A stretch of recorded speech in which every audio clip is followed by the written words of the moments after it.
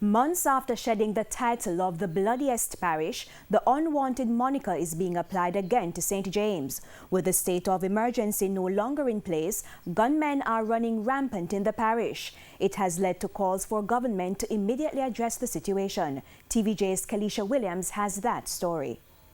The statistics are stark. According to data from the police, 48 murders have been reported in St. James between January 1 to April 20, compared to 29 murders in the corresponding period last year when the parish was under a state of public emergency. It's also the highest number of recorded murders in the island so far this year. The upward trend has cost us for St. James. Conrad Pitkin worried. I think that at the end of the state of emergency, the enhanced security measures, we said back then, and I maintain, that we cannot return to the former years of violent murders and killing in St. James. And what we are seeing now is a rapid increase. Since the state of emergency expired in January, members of the security forces have remained in the parish. But Mr. Pitkin pointed out that it's not enough. Something must be done immediately to stop the rise and to cauterize it and minimize it as much as possible.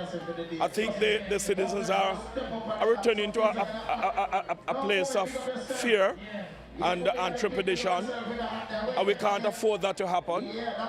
It's not good for the parish, it's not good for Montego Bay, it's not good for Jamaica. He also made reference to a shooting incident in Handon, St. James on Sunday, during which a police constable was shot and injured. I am concerned about the police constable that was attacked on Sunday.